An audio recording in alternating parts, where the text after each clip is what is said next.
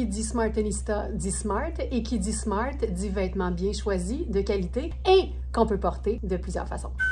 Qui n'aime pas les ponchos? Les ponchos, c'est réconfortant, c'est doux, mais quand on les choisit bien, ils sont aussi polyvalents. On peut les porter dans un contexte hyper décontracté, qu'on prenne en pitch sur le divan devant Netflix, mais on peut aussi les porter dans un contexte mouché qui fait qu'on peut les traîner avec nous dans n'importe quel endroit. Donc celui-ci, c'est une trouvaille du jour.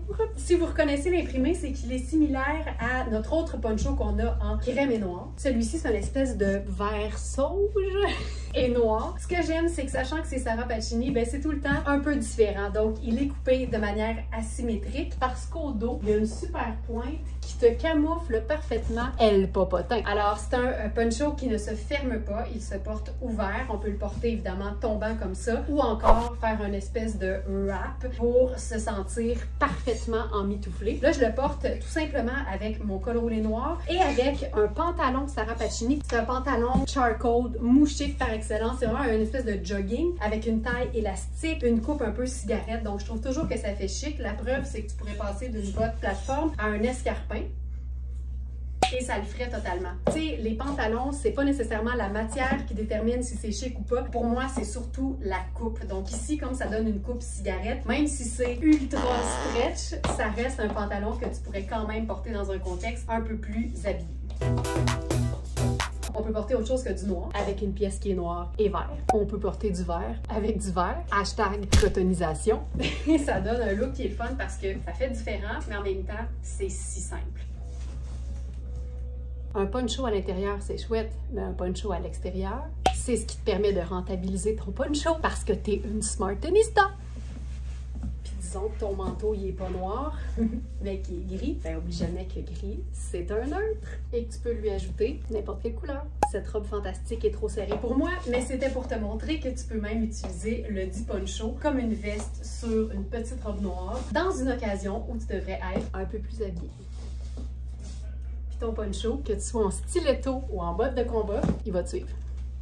Ce que j'aime avec les vêtements, outre le fait qu'ils soient polyvalents, c'est le fait de pouvoir les porter dans plusieurs saisons au courant de l'année. Puis quand tu aimes un vêtement, tu veux pas nécessairement le ranger d'une saison à l'autre. Et c'est beaucoup plus facile, évidemment, de créer des looks d'hiver avec des vêtements qui sont un peu plus légers que de créer des looks d'été avec des vêtements 100% laine, on est d'accord. Donc ici, c'est une trouvaille du jour. C'est une jupe qui est hyper fluide. Là, j'ai gardé mon col en noir en dessous. C'est une jupe que tu peux porter évidemment printemps-été, mais en mettant évidemment un col en dessous, une botte montante. Et là, j'ai ajouté une petite camisole de fil noir, ça fait une base qui est très neutre. Mais évidemment, pour créer un look d'hiver avec une jupe qui est aussi fluide, ça prend du lainage. Puis quand je dis lainage, j'entends n'importe quel tricot, douillet, cocooning et confortable. Donc ça, c'est notre poncho de Sarah Pacini en crème. On l'a eu en sable également, mais il ne reste que le crème. Et pour moi, c'est une belle façon de s'assurer d'être évidemment vêtu de saison sans avoir trop chaud parce qu'évidemment, tu as juste une petite camisole en dessous, c'est formidable. Mais aussi, c'est qu'il y a un contraste entre le côté un petit peu plus épais, quoique ce n'est pas tant que ça, du poncho, mais la fluidité et la légèreté de la jupe. Ça donne un look qui est parfait pour le travail, ça donne un look qui est parfait pour une sortie entre filles et ça donne un look qui est parfait aussi si tu enlèves tes bottes pour être foiré dans ton divan en écoutant Netflix.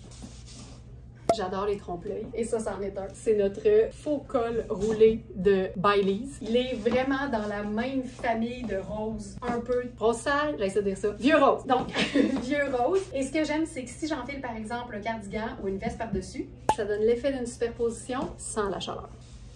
Variation sur le même thème, avec une pièce en corduroy, mais très mince, de fil noir encore une fois. Je déboutonne pour pouvoir laisser la fausse superposition bien apparente. Ensuite, je déboutonne pour avoir une taille qui est bien dégagée et qui donne une longueur de jambe. Et c'est tout. C'est mou, c'est doux, c'est beau. Ce que j'aime aussi avec les teintes qui sont très pâles, c'est qu'elles s'agencent parfaitement avec n'importe quelle teinte neutre. Mais je vous dirais que toutes les teintes de rose, que ce soit des roses un peu plus ternes ou des roses très éclatants, le kaki est toujours un bon choix. Et quand on veut superposer, ben n'importe quelle teinte neutre, j'y vais avec quelque chose qui est similaire. Donc on est dans le crème pour la petite camisole de fil noir encore une fois. Et parce que tout est plutôt terre que noir, ben encore une fois ma botte brune fonctionne très bien. Puis ça fait même un look de travail qui pourrait fonctionner très bien et qui ne contient, ce look ne contient aucune trace de laine. Il y a les arachides dans l'alimentation, il y a la laine dans le vestimentaire. Ce blazer-là, c'est notre blazer Rihanni. C'est vraiment un indémodable, mais qui est ni noir, ni marine, ni gris, donc qui fait changement. Et on l'a en taille 12 et 14, donc c'est la taille 12, pour ça qu'il est trop grand pour moi. Mais c'est vraiment une pièce qui vaut l'investissement, je vous dirais, comme toutes les pièces qui sont bien choisies sur notre site. Quel site?